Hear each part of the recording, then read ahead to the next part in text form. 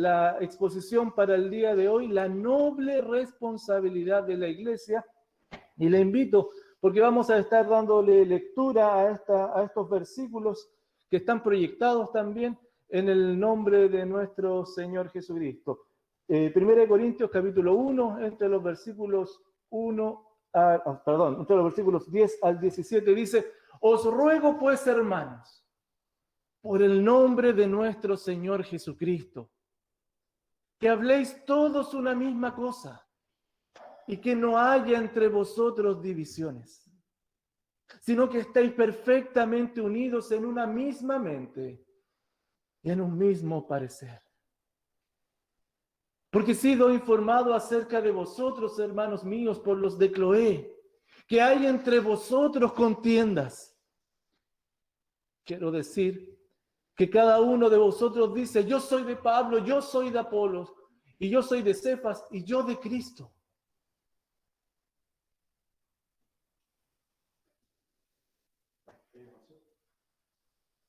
¿Acaso está dividido Cristo? ¿Fue crucificado Pablo por vosotros? ¿O fuiste bautizados en el nombre de Pablo? Doy gracias a Dios de que a ninguno de vosotros he bautizado, sino a Crispo y a Gallo, para que ninguno diga que fuiste bautizados en mi nombre. También bauticé a la familia de Estéfanas. De los demás, no sé si he bautizado a algún otro. Pues no me envió Cristo a bautizar, sino a predicar el Evangelio, no con sabiduría de palabra, para que no se haga vana la cruz de Cristo. Oramos a nuestro Dios. Padre, gracias por la oportunidad de ser expuestos a tu palabra. Gracias porque tú hablas a nuestras vidas. Gracias por este enorme y precioso privilegio, Señor, de que podamos abrir nuestras Biblias y encontrar palabras de vida eterna. Más, Padre, pedimos que tu Espíritu Santo ilumine los ojos de nuestro entendimiento para que estas verdades provoquen el cambio necesario de nosotros, en nosotros hacia ti, fortaleciendo nuestra débil fe en la obra poderosa de Jesucristo, para gloria tuya, para edificación de la iglesia. En el nombre poderoso de Jesús oramos. Amén. Hermanos queridos, el apóstol Pablo sigue hablándoles a los de Corintios, porque tenía un mensaje importante que compartir con ellos, porque ellos estaban formándose en comunidad en una iglesia nueva, la iglesia de Corinto, que no tenía algunos años solamente. Y hermanos, vivir en comunidad nunca ha sido fácil, ¿o no? No es fácil. Tiene inconvenientes. Imagínate, hay que compartir, hay que soportar, hay que bendecir a otros que son distintos a uno. Y a veces eso no es tan llevadero.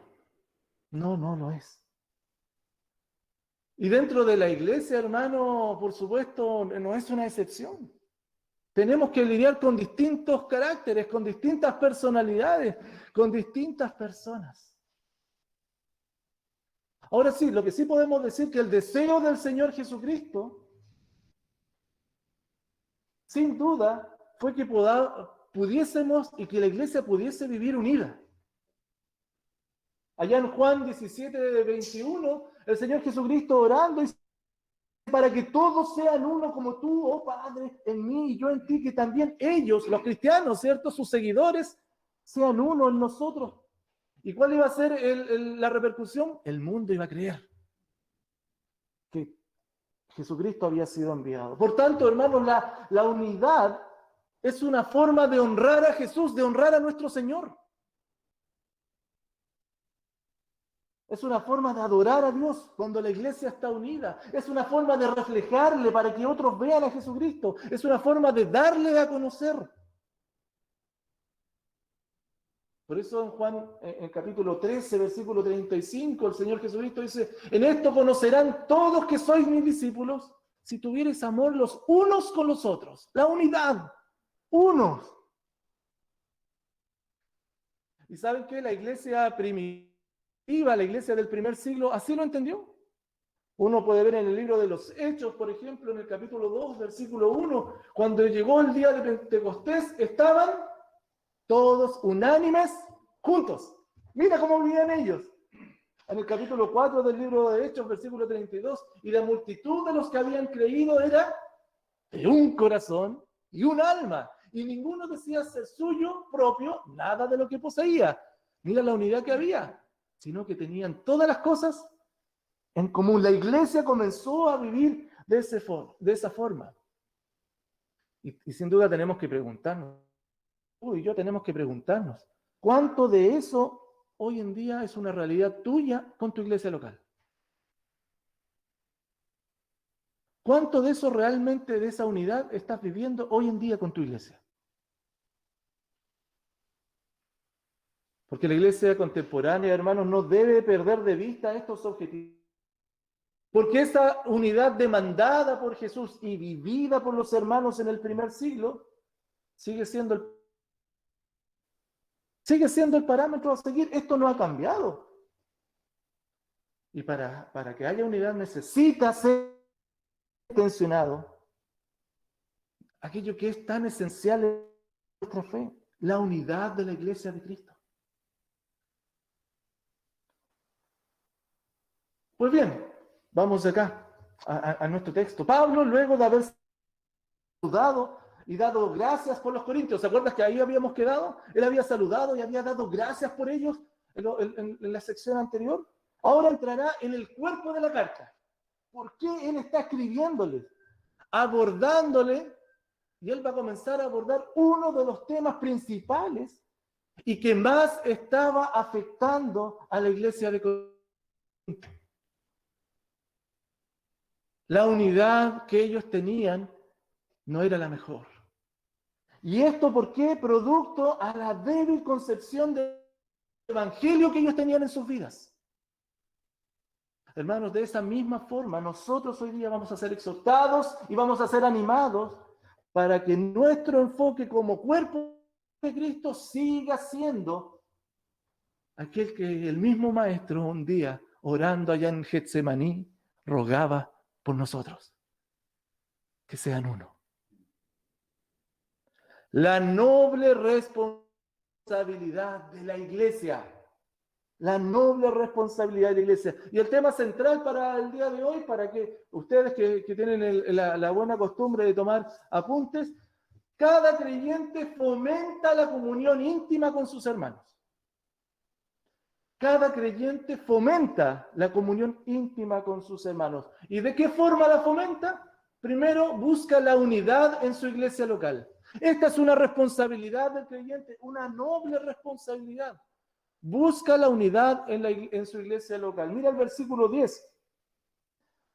Y este versículo, hermanos, pon atención por favor en este versículo, porque es un versículo que marca la transición entre la introducción, como dijimos delante, entre la acción de gracias con el cuerpo de la carta, y viene a ser como una especie de tesis de Pablo para todo lo que va a ir desarrollando.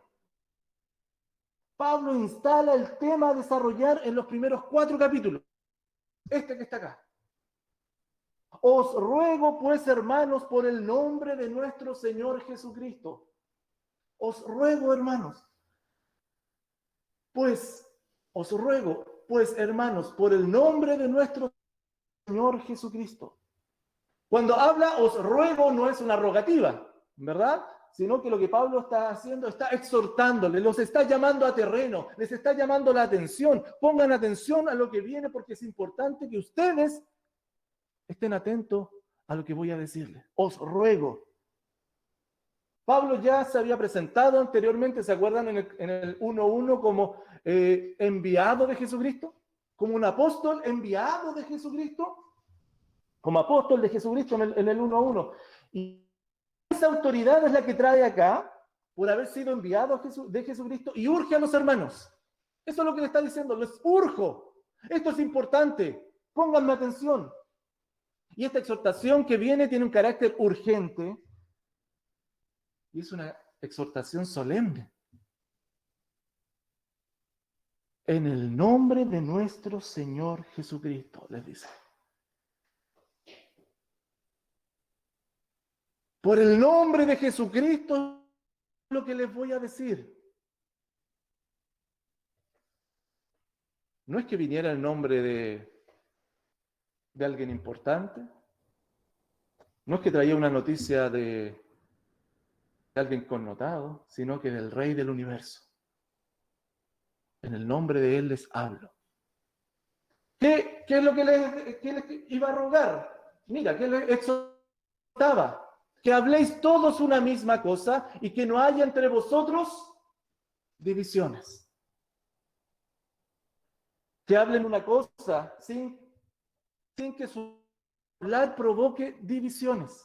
Que hablen lo mismo, le está diciendo el apóstol Pablo. Y es probable que la división se estuviese dando, como vamos a ver después, por lo que los hermanos estaban hablando. Cada uno estaba hablando algo que causaba división. Y Pablo los llama a que hablen la misma cosa.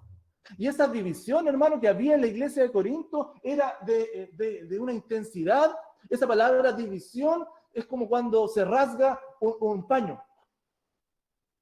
Cuando se rasga, es una división violenta. Es como en la tierra cuando se comienza a cavar o se empieza a arar, a hacer las zancas. Todos los surcos, ¿verdad? Es una división. Bueno, así es lo que estaba sucediendo en Corinto. En el libro de Juan, en el Evangelio de Juan, capítulo 7, ahí está proyectado, entre los versículos 40 al 43, hubo una división entre esas personas. Entonces algunos de la multitud, oyendo estas palabras, decían, verdaderamente este es el profeta. Y otros decían, hablando de Jesús, este es el Cristo. Pero algunos decían, de Galilea de venir el Cristo. Habían visiones, palabras, unos decían unas cosas, otros decían otra cosa. No dice la Escritura que del linaje de David y de la aldea de Belén, de donde era David, ha de venir el Cristo. Y mira el versículo 43.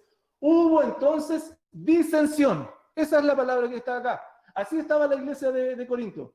Hubo disensión entre la gente a causa de él. Así como vemos este ejemplo, así estaba la iglesia de Corinto. Hermanos, la división entre los de Corintios tiene relación con lo que ellos expresaban, lo que realmente les preocupaba. Y lo que a ellos les preocupaba y lo que ellos estaban expresando, estaban formando alianzas, estaban formando grupos, divisiones en medio de la iglesia, uno contra otro, y creaba rivalidades, creaba luchas. Y ellos eran proclives a las divisiones. Y no solamente ahora que eran cristianos, era parte de su cultura. Ellos eran así porque antes que el apóstol Pablo incluso fuese a ellos vivían una cultura que resaltaba el estatus. Y para que haya estatus, necesariamente tiene que haber diferencias.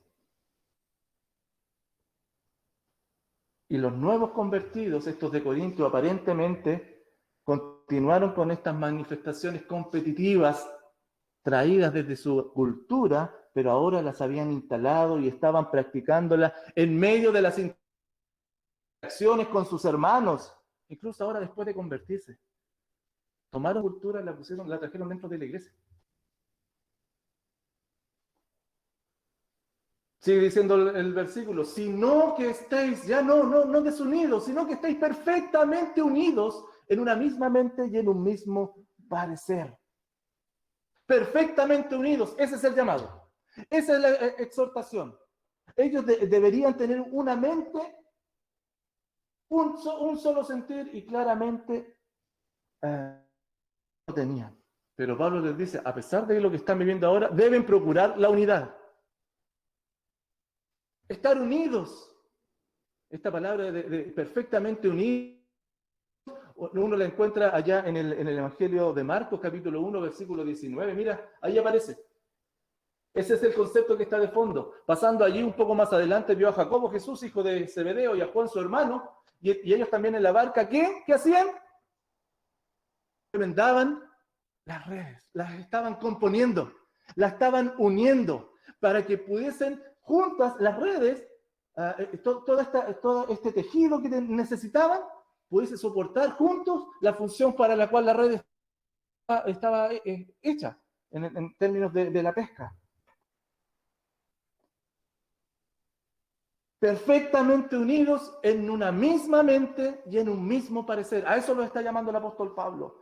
Hermanos, tener una misma mente se refiere a que los cristianos sean capaces de hacer juicios, los mismos juicios respecto a lo bueno y respecto a lo malo e incorrecto. Y el mismo parecer se refiere a tener los mismos propósitos, opiniones, la misma opinión acerca de la verdad. Eso es lo que Pablo está diciendo. Ustedes tengan la misma opinión acerca de la verdad y esa misma opinión acerca de la verdad, vívanla a través de una misma mente, a través de un mismo juicio, los unos con los otros. Y hermanos, el entendimiento de la naturaleza del Evangelio es finalmente lo que ellos debían mostrar unidad. Ellos no estaban mostrando unidad de esto, hermanos. Los de Corinto conocían la verdad, ¿o no? Sí, uno pudo ver allá en el 1.6, por ejemplo, en 1 Corintios 1.6, uno pudo ver que dice allá, así como el testimonio acerca de Cristo ha sido confirmado en vosotros. Eran creyentes, ellos eran creyentes. Pero los que ellos creían no coincidía con su juicio de lo correcto. Finalmente vivían como querían.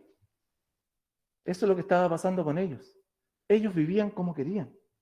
La iglesia de Cristo, hermano, tú y yo hoy día necesitamos intencionar nuestra unidad, estar perfectamente unidos en lo que creemos, pero también cómo esta verdad se expresa en nuestros juicios, en nuestras acciones.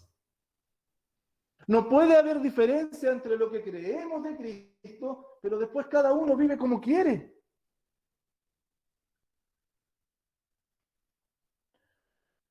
Y hermano, la unidad no es algo que se consiga personalmente, en mi relación con Dios, no, hermano, sino que la iglesia se une como aquella red de pescar cuando comienza cada tejido a ser reparado. En otras palabras, hermanos, cada uno de nosotros no solo busca su propio bienestar, sino que busca, comillas, remendar al hermano, ayudarlo a que sea parte de esta gran red.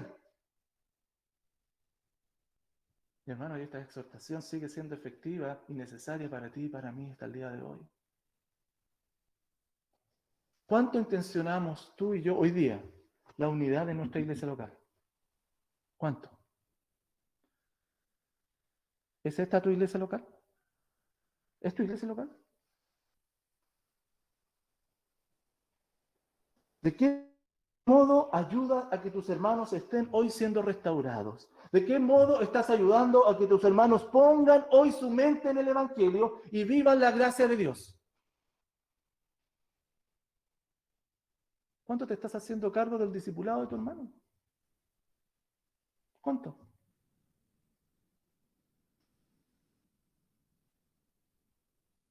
A ver, piensa un momento. Tú en tu vida cotidiana, un día martes cualquiera, a las 13 horas, ¿piensas en la necesidad de tu hermano?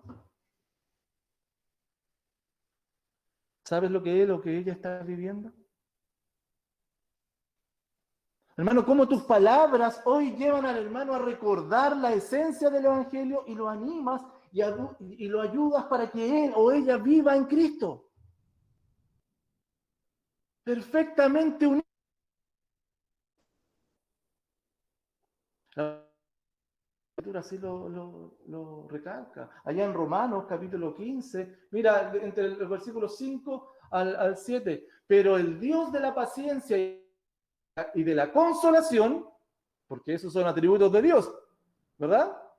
Y entrega paciencia y entrega consuelo, os dé entre vosotros un mismo sentir según Cristo Jesús, para que unánimes a una voz glorifiquéis a Dios y Padre de nuestro Señor Jesucristo. Unánimes se glorifica al Señor. ¿Has pensado eso? Que unánimes se glorifica al Señor.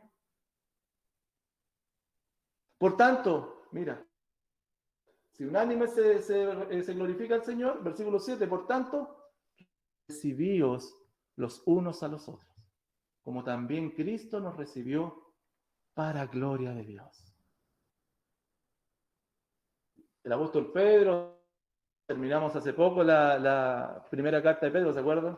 Y decía finalmente, sed todos de un mismo sentir, compasivos, amándoos fraternalmente, misericordiosos y amigables. Oh, hermano querido, cada creyente fomenta la comunión íntima con sus hermanos. Busca la unidad de su iglesia local. Busca la unidad de su iglesia local, pero además, hermanos, evita enfatizar sus propios intereses. Evita enfatizar sus propios intereses. Mis hermanos, entre los versículos 11 al 13, el apóstol Pablo va a estar desarrollando esto. Versículo 11, porque he sido informado acerca de vosotros, hermanos míos, por los de Cloé, que hay entre vosotros contiendas. ¿Saben qué? Esto me llama la atención porque va o visitante, más bien dicho, de la iglesia de Corinto. Hace un tiempo atrás. Bueno, había recibido. Quienes les llevaron algunas preguntas en una carta. Si Pablo responde esto porque tiene unas respuestas preguntas que le habían hecho los de Corinto. Y estos visitantes aprovecharon de informarles cómo estaba la iglesia. Allá mismo, en 1 Corintios, capítulo 16, versículo 17, dice, me regocijo con la venida de Estéfanas, de Fortunato, de Acaico, pues ellos han suplido vuestras ausencias. Ellos los visitaron. Sin embargo, y a pesar de aquella visita, no le contaron lo que estaba pasando en Corinto. Ellos no le contaron lo que realmente se estaba viviendo en Corinto. Y fue otro grupo, presumiblemente un grupo externo a la iglesia de Corinto, quienes compartieron lo que realmente sucedía con el apóstol Pablo. ¿Quiénes eran el grupo? Los de Cloé, los de la familia de Cloé, que en realidad no se sabe muy bien quiénes son, pero al menos parecían confiables, porque Pablo les creyó enseguida lo que ellos estaban contando. ¿Y qué le contaron a Pablo los de Cloé? Lo que dice ahí, que hay entre vosotros contiendas. Hermano, Pablo se enteró por terceros de las diferencias entre los hermanos de la iglesia. Y esa diferencia, esa palabra contiendas, eran diferencias irreconciliables. Ya no se toleraban.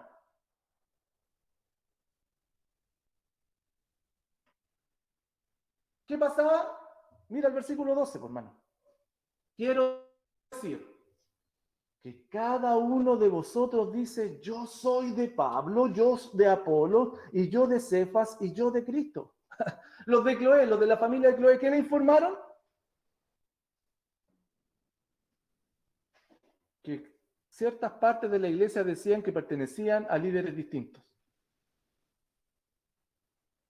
Algunos pertenecían a Pablo, a quien conocían bien.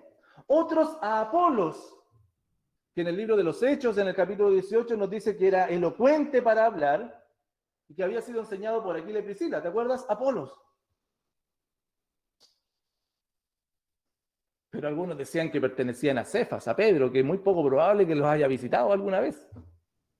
Es más, otros decían que pertenecían a Jesucristo, a quien no conocieron, pero a quien de quien se les había predicado.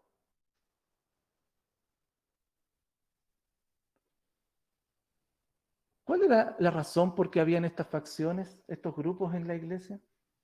Probablemente, hermanos, nacían no por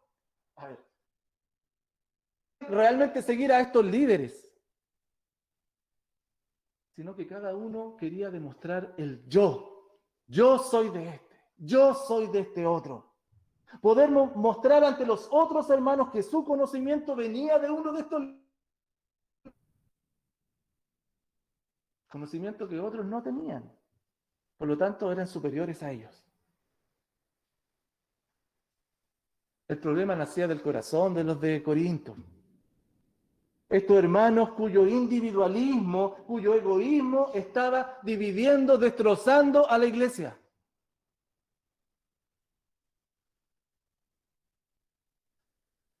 moralista griego Plutarco habla acerca de que el amor a la atención, el amor a la fama, el amor por ser el primero y ser el mayor, son como enfermedades que proliferan y que dan paso a envidia, a celos y a discordia. Precisamente el personalismo de los de Corinto, el individualismo, estaba dividiendo a la iglesia.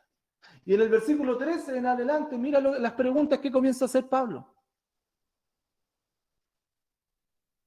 ¿Acaso está dividido Cristo? La primera pregunta que hace, ¿acaso está dividido Cristo? ¿Puede Cristo estar dividido? Por supuesto, hermano, lo que está haciendo acá es referencia y Cristo está actuando como o representando lo que es la iglesia. Bueno, ¿está dividido Cristo?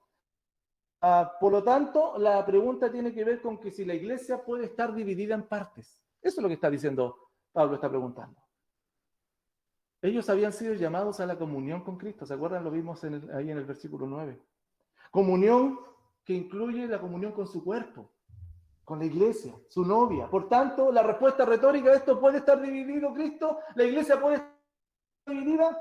No puede dividirse. Más adelante en el 12:12, perdón, de Primera de Corintios, dice, porque así como muchos miembros, pero todos los miembros del cuerpo, siendo muchos, son un solo cuerpo, así también Cristo. La iglesia no puede dividirse. Pablo está haciendo preguntas retóricas a la iglesia. Sigue con las preguntas. ¿Fue crucificado Pablo por vosotros? Sí, y es interesante, hermano, luego de llevarlos a lo absurdo, ahora lo lleva a algo más absurdo.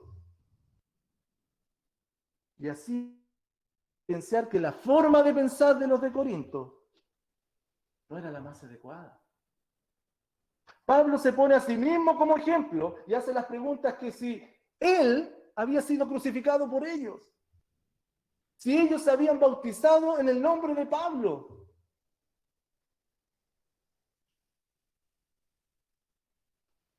Pablo les deja claro, como dice un comentarista Garland, los líderes humanos no son la fuente de la redención de los creyentes.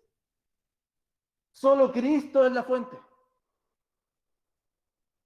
Porque Cristo fue crucificado por la iglesia, debido a la obediencia de Cristo hasta el punto de morir en la cruz. Por eso Dios lo exaltó y le dio un nombre sobre todo nombre, como dice allá en Filipenses. Ningún ser humano, entonces, ningún líder puede ni debe ser elevado al nivel de Cristo. Fue la muerte de Cristo que reconcilió al mundo y trajo fin a la división. Y en su muerte los cristianos hemos sido bautizados. ¿O fuiste bautizado en el nombre de Pablo? Pregunta. ¿Sabes lo que es el bautismo? ¿Te recuerdas lo que es el bautismo? ¿Te acuerdas cuando te bautizaste? Hermanos, el bautismo implica una entrada en una comunión y en una lealtad con Cristo.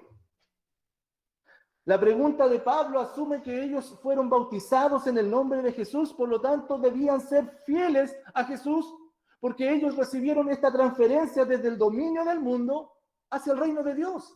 Fieles a Jesucristo, entonces, por eso le pregunta, ¿fuiste bautizado en el nombre de Pablo?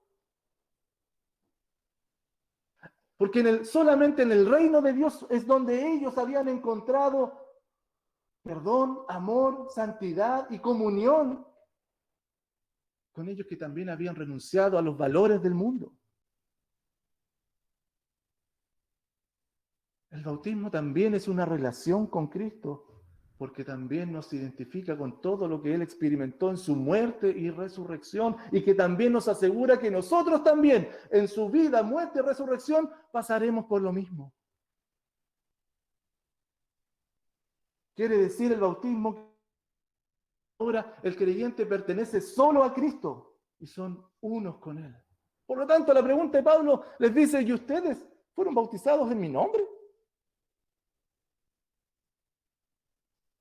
¿Saben, hermanos, que el real problema que tenían los de Corinto Es que ellos estaban fallando en vivir las implicancias de creer en Cristo. Su unión con Él no era parte de su día a día, porque su individualismo podía más. Porque la cultura de la ciudad de los Corintios estaba influyendo en la vida de ellos. Y la cultura de la ciudad de Corintios siguió siendo parte de su vida y abrazaron la cultura y no los principios del reino. Los principios del reino en donde el amor al otro, la búsqueda constante del bienestar de los hermanos, estaba por sobre el propio bienestar. Hermanos, necesitamos detenernos y pensar un poquito. Los que están acá, los que están allá en sus casas, piensen un poquito, por favor, hermanos. ¿Dónde están puestos tus afectos hoy en día? ¿Dónde? ¿Están en el reino de Dios o están en tu propio reino? ¿Qué es lo que hoy te están moviendo?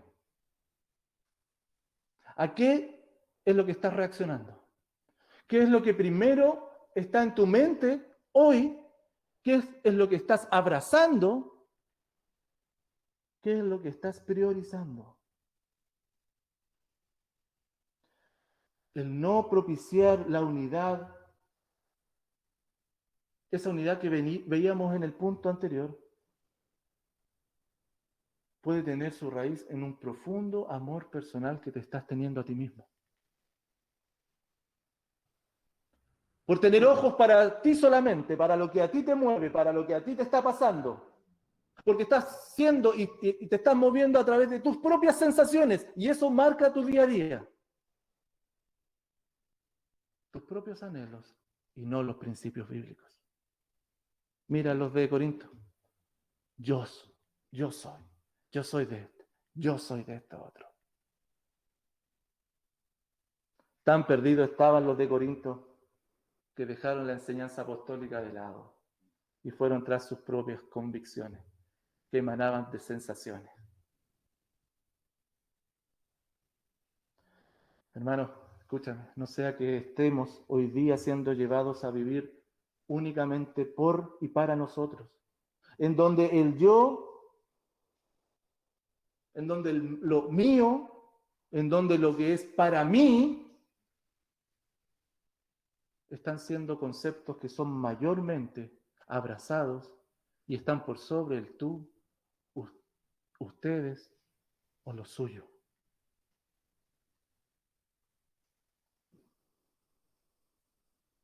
De mal en peor, pues, hermanos, de mal en peor. Incluso los hermanos que fueron a visitarnos allá, a Pablo, quienes podían haber sido parte de la solución, ¿o no? Ellos podían haber sido parte de la solución, callaron, no buscaron la ayuda para otros, no buscaron la ayuda para la iglesia, no pensaron en soluciones, sino que pensaron en sí mismos. Oh, iglesia amada, ¿en dónde estás hoy? Lejos de aquello por lo que Cristo murió por ti. Evita enfatizar tus propios intereses. No seas parte del problema, sé parte de la solución. Honra a la novia de tu Señor. Honra a tu iglesia.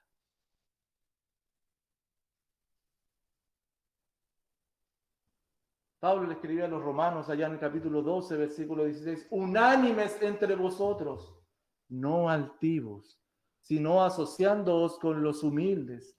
No seáis sabios en vuestra propia opinión. Primera de Corintios, capítulo 10, versículo 32. Pablo sigue hablándole a los corintios. Mira lo que le va a decir más tarde. No seáis tropiezo, ni a judíos, ni a gentiles, ni a la iglesia de Dios. Hermanos, cada creyente fomenta la comunión íntima con sus hermanos. Busca la unidad de su iglesia local, pero también evita enfatizar sus propios intereses. ¿Y qué es lo que hace el creyente? Prioriza predicar el Evangelio. Prioriza predicar el Evangelio. Entre los versículos 14 al versículo 17.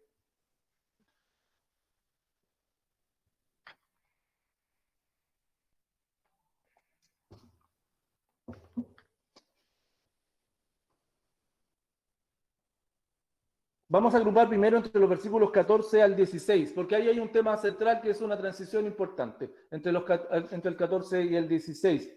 Y Pablo comenta un episodio relacionado o que tenía relación con él y el bautismo. Cómo vivía y cómo veía él el tema del bautismo. Y lo relaciona un poquito con lo que venía hablando acerca de si yo fui bautizado, o sea, ustedes fueron bautizados en nombre mío. ¿Saben lo que significa para mí el bautismo? Parafraseando un poquito lo que Pablo podría haber dicho. ¿Saben lo que es el bautismo para mí en verdad? Y Pablo, mira lo que hace. Doy gracias a Dios de que a ninguno de vosotros he bautizado sino a Crispo y a Gallo, para que ninguno diga que fuiste bautizados en mi nombre. También bauticé a la familia de Estéfanas. De los demás, no sé si he bautizado a algún otro. Pablo deja claro que el bautismo no es parte importante en su ministerio. No, el bautismo no era lo importante. Ojo, que Pablo no está desestimando el bautismo. No está diciendo que el bautismo en sí mismo no es importante, como rito. Pero él no le daba la importancia a la persona que bautiza. Ese es el punto. Él no le está dando importancia a la persona que bautiza.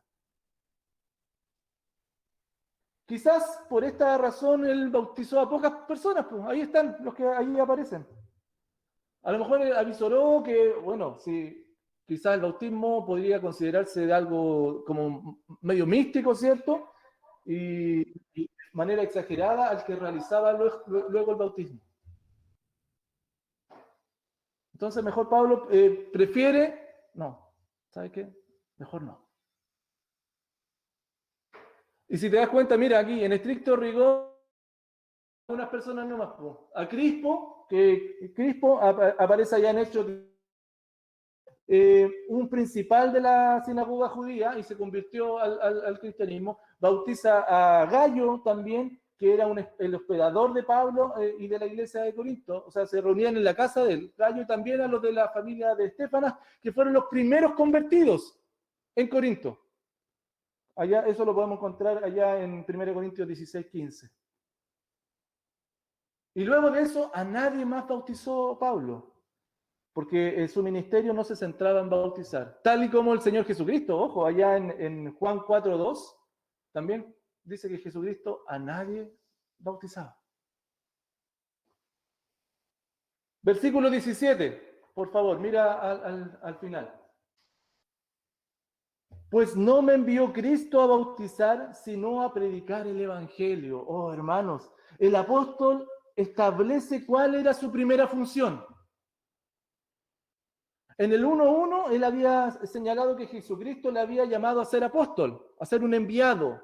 Bueno, y acá clarifica y señala para qué él había sido llamado. ¿Para qué?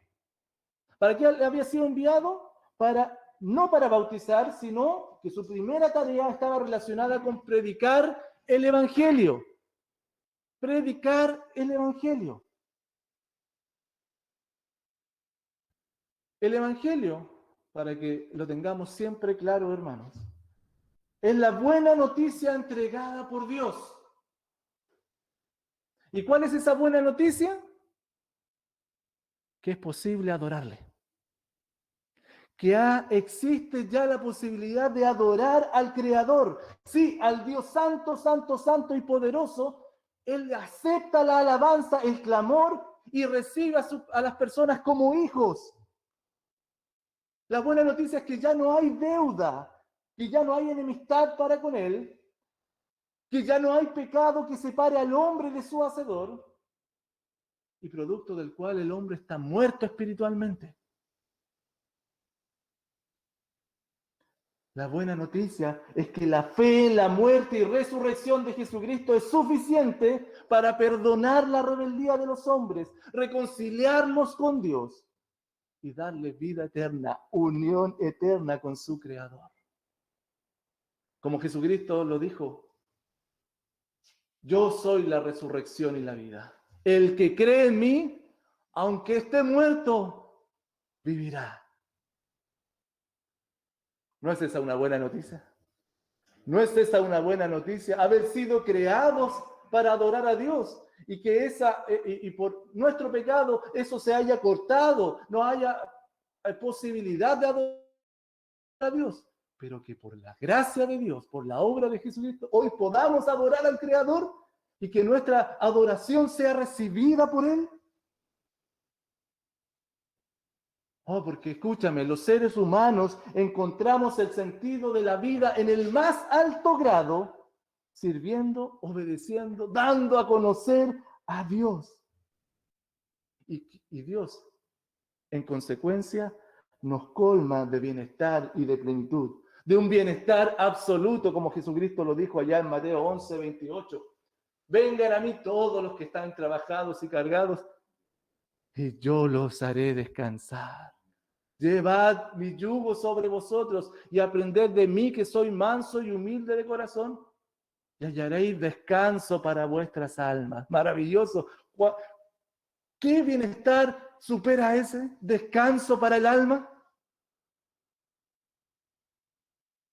Jesucristo hablando con la mujer samaritana allá en el capítulo 4 de Juan, ¿te acuerdas?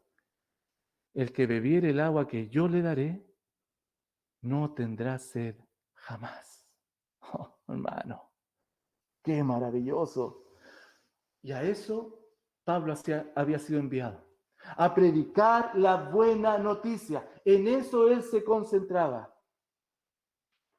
Sigue diciendo el versículo 17 al final, no con sabiduría de palabras para que no se haga vana la cruz de Cristo.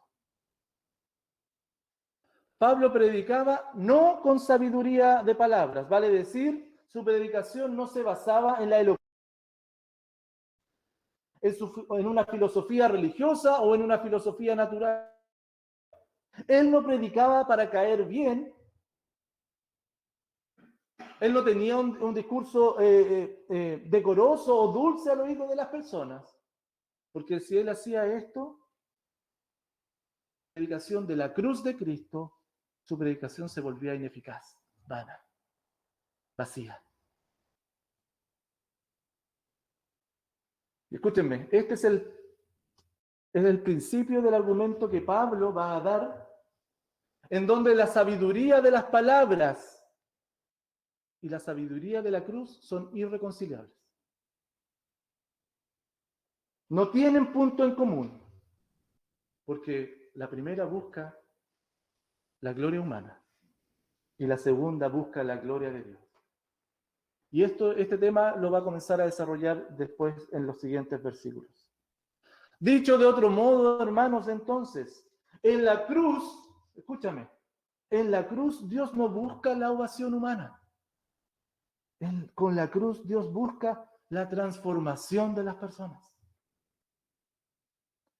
Y lo que transforma no es el predicador ni su elocuencia, sino las palabras que está siendo predicadas, porque la cruz de Cristo tiene poder. La verdadera ocupación de Pablo entonces, ¿cuál era? La predicación del Evangelio. A eso él se enfocaba, a dar a conocer esta buena noticia, el carácter de Dios y la acción de Dios para con la humanidad. ¿Cómo llegamos hoy día tú y yo a predicar el Evangelio? ¿Cómo predicamos el Evangelio? Hermanos, primeramente, fíjate que el contenido que estás predicando sea realmente la buena noticia. Y para eso, hermano, el Evangelio habla de un Dios creador, un Dios digno de ser adorado, de recibir adoración.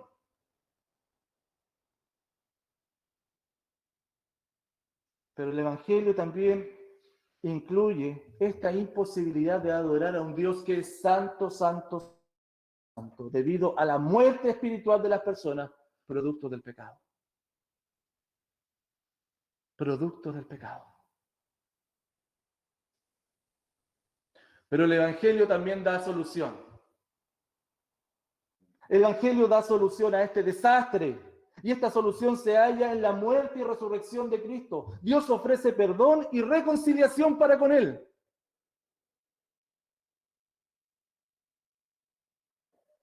Pero el Evangelio requiere una respuesta. Requiere una respuesta. La persona cambia su actitud hacia Dios, lo que conocemos como arrepentimiento, y confía plenamente en la obra de Jesucristo. Y el resultado, la posibilidad de adorar a Dios y ser hechos hijos de Dios. Hermanos, viviendo de acuerdo a los principios bíblicos, siendo fiel a Dios y no a los hombres, es como tú y yo comenzaremos a reflejar a Dios. Y eso es suficiente para que a alguien, a alguno, Dios lo lleve a ti. Y Dios te va a dar la oportunidad de entregar la buena noticia a tu familia, a tus vecinos, a tus compañeros de trabajo, a tus compañeros de estudio, cuando decides ser fiel a los principios bíblicos y vivir de acuerdo a ellos. Y Dios te va a dar la posibilidad de compartir el Evangelio. Ahora bien, pero también, escúchame, recuérdale a tus hermanos el Evangelio. Tus hermanos necesitan recordar el Evangelio. Necesitan recordar que en Cristo ya no hay condenación, como lo dice Romanos. Ellos necesitan recordar que todo lo pueden soportar porque Cristo les fortalece. Tus hermanos necesitan recordar también que todo esto que están viviendo es temporal, porque Cristo ya viene. Recuérdales el Evangelio. Unidos nos anunciamos el Evangelio mutuamente. Allá los de Filipo, el capítulo 1, versículo 27. Pórtense como es digno del Evangelio. ¿Qué significa eso? Están firmes en un mismo espíritu, combatiendo unánimes por la fe del Evangelio. Eso es vivir como es digno del Evangelio. Mismas palabras que en el versículo 10 ya vimos a los de Corinto. Y Pablo, porque uno puede decir, pero eso es para el apóstol Pablo, pues. Pablo es el que tenía que predicar, pues si él fue el apóstol, él fue el enviado, yo no, pues. Me encantan las palabras del apóstol Pablo allá en el capítulo 10, capítulo 11, al final. Como también yo en todas las cosas agrado a todos, no procurando mi propio beneficio, sino el de muchos para que sean salvos. ¿Qué les dice a ellos? Sean imitadores de mí, como yo de Cristo. ¿Dónde está tu enfoque hoy día? El apóstol Pablo tenía claro para dónde iba. ¿Por qué estaba acá? ¿Está tu enfoque hoy día en anunciar el Evangelio? ¿O está en tus cosas, en lo que a ti te está pasando? ¿Es tu reino o el reino de Cristo? No hay grises.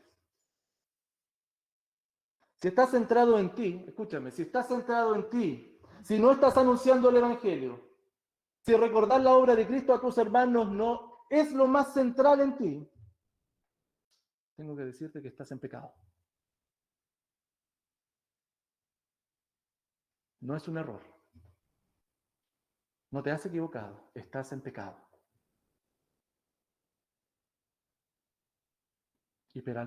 Pero para el pecado hay solución. Arrepentimiento, y el arrepentimiento que está relacionado con un cambio hacia Dios. Quizás necesitas y debas cambiar cosas en tu vida, sacar cosas de tu vida, huir de ciertas cosas. ¿Sabes cuáles son? Aquellas que te están frenando de anunciar el Evangelio. Pero al cambio, al arrepentimiento, añádele fe. Sí, porque finalmente, hermanos, Dios es el que puede hacer la transformación y el cambio en ti. Él es el poderoso. Descansa en su gracia. Y sigue así día a día. Arrepentimiento y fe. Confianza en lo que Él está haciendo en ti. Concluyo, queridos hermanos. El problema de los corintios, pero escúchame, porque uno cuando dice concluyo, como que hay un relajo, no, pero sigue escuchando. El problema de los corintios era su autonomía, y una autonomía a las enseñanzas apostólicas. Ellos estaban resolviendo según sus motivaciones, y eso lo llevó a actuar de manera no amando a Dios, ni amando a los hermanos, no amando al prójimo. Y por supuesto, eso lo llevó a ser tropiezo para la iglesia, se estaban dividiendo. Es buen momento hoy día para pensar si estamos siendo autónomos en nuestros actos, autónomos de la enseñanza de Cristo. Y cómo eso, tu autonomía está afectando a la iglesia local, a tus hermanos.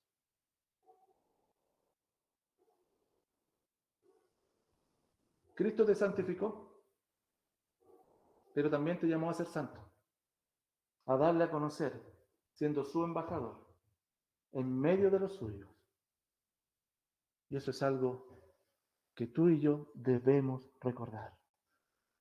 Cada creyente fomenta la comunión íntima con sus hermanos. Busca la unidad de su iglesia local. Evita enfatizar sus propios intereses y finalmente prioriza predicar el Evangelio de Cristo. Hermanos queridos, esa es la noble responsabilidad de la iglesia, a la cual el Señor hoy día, a ti y a mí, nos está llamando. Amén.